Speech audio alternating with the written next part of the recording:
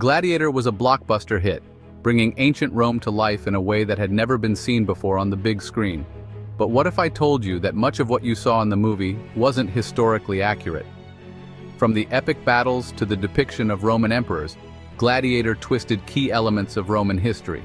In today's video, we're going to uncover the real story behind the film and separate fact from fiction.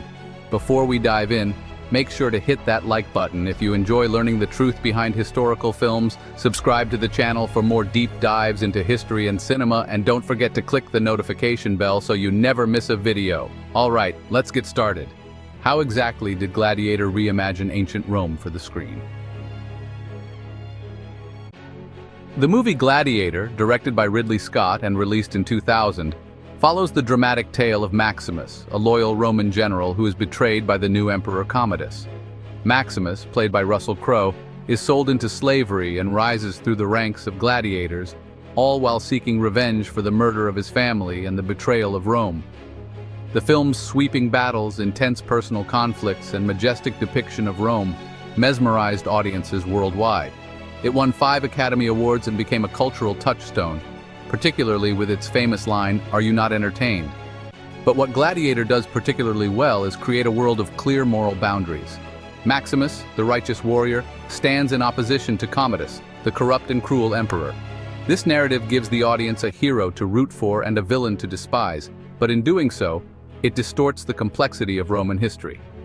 In the film, Commodus kills his father, Marcus Aurelius, to claim the throne, and much of the plot revolves around his twisted hunger for power. But how accurate is this portrayal? Before we explore that, let's first take a look at some of the key elements Gladiator gets right. The visual aesthetics of ancient Rome, from the Colosseum to the armor worn by the gladiators, are beautifully crafted. The film captures the spectacle of the games, the violence, and the sense of danger faced by the gladiators. However, for every historically accurate detail, Gladiator takes several creative liberties that reframe the real story of Rome. Let's dive into the real story of ancient Rome during this period and how Gladiator distorts the truth. First off, Maximus never existed. He is a completely fictional character created as a composite of several Roman figures. Some historians suggest that Maximus is loosely inspired by Roman generals like Marcus Nonius Macrinus, who served under Marcus Aurelius. Macrinus was highly respected, but he never experienced anything resembling the fall from grace or gladiatorial rise that we see in the movie. One of the most significant historical inaccuracies is how Gladiator handles the death of Marcus Aurelius. In the film, Commodus, his son, murders him in a power grab. In reality, Marcus Aurelius likely died of natural causes in 180 AD while on a military campaign against Germanic tribes. Although Commodus didn't kill his father, he did become one of Rome's most infamous emperors.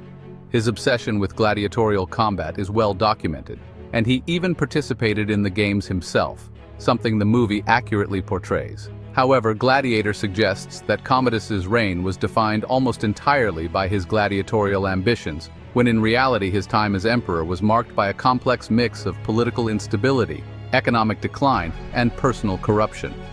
Another area where Gladiator takes liberties is the portrayal of the gladiatorial games themselves.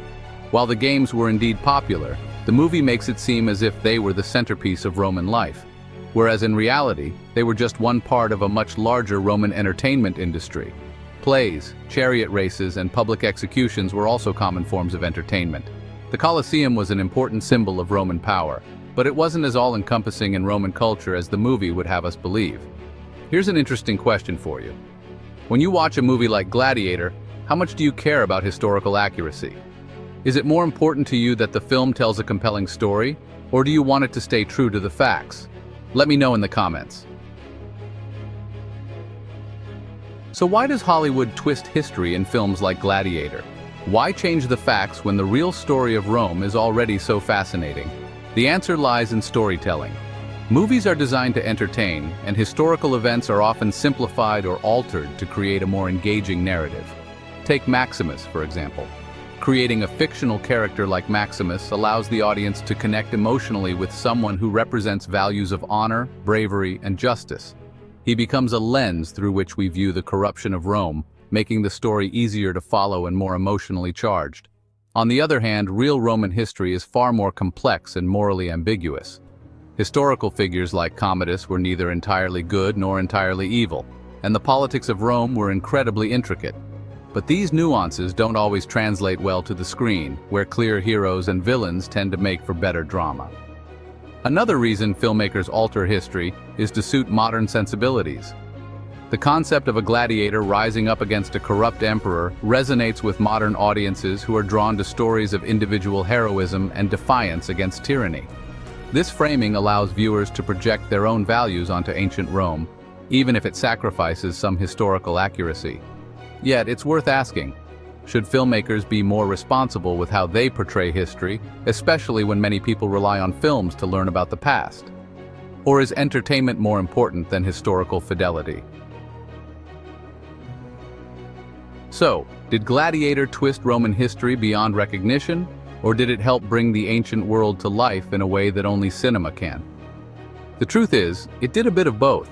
On the one hand, it gave millions of people a taste of ancient Rome, sparking curiosity and interest in the real history of the empire.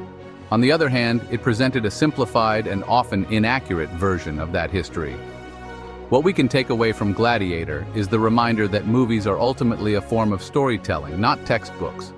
While they can inspire us to learn more about history, it's important to approach them critically and not take everything at face value. If you've enjoyed this deep dive into the real history behind Gladiator, don't forget to give this video a thumbs up, subscribe to the channel, and hit that notification bell so you never miss out on future videos. And one last thing, let me know in the comments what other historical movies you think have twisted the truth. I'd love to hear your thoughts. Thanks for watching, and I'll see you in the next video.